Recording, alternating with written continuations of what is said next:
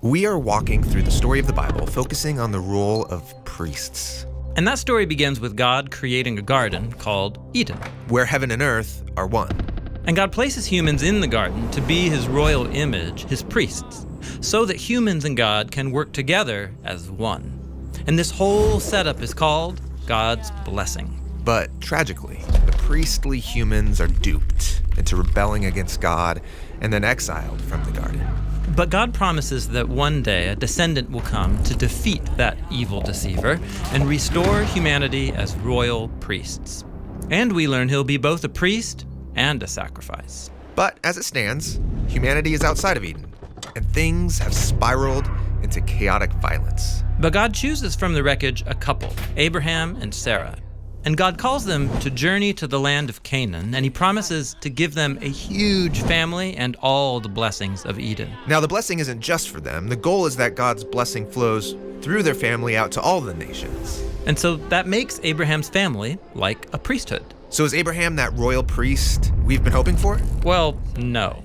But Abraham does meet a mysterious figure who reminds us of that promised royal priest. And who is this? Well, Abraham is returning victorious from a risky battle. And he passes by the city of Shalem, and this king comes out to meet him. And we're told that this king is also a priest who serves the same God that Abraham does. Ah, yes, Melchizedek. This man's a mystery. We don't know why he worships Abraham's God. We don't even know his family lineage. Exactly. But here's what happens. Melchizedek brings this great feast out to Abraham and his army, and then he gives God's blessing to Abraham, saying God is the one who gave him this victory over his enemies. Then Abraham gives Melchizedek 1/10 of everything that he has, and that's the story. So what is it all about? Well, Melchizedek is the king and the priest of Shalem, which is an ancient name short for Jerusalem. Jerusalem, which will later become the capital of Abraham's future family, where the temple is built.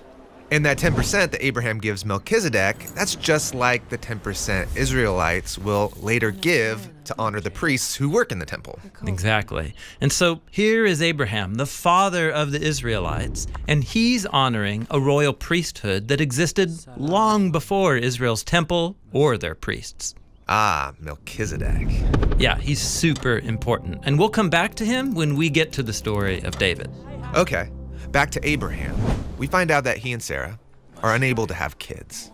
And they're really old, so how are they going to have a family? Well, they scheme up their own plan. Sarah forces her Egyptian slave to produce a child with Abraham.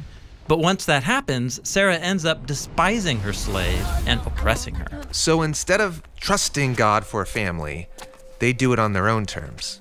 Right. And so God eventually does give them their own son, Isaac, but then God promptly asks for the life of that son back. Abraham is called to offer up Isaac on a mountain as a sacrifice. And we're told this is a test. God's requiring Abraham to own up to his failures, to stop his scheming, and to surrender his family's future to God. Abraham and Isaac go up the mountain, build an altar, and right as Abraham is about to offer up his son, God stops him, and he provides a substitute ram that can be sacrificed in Isaac's place.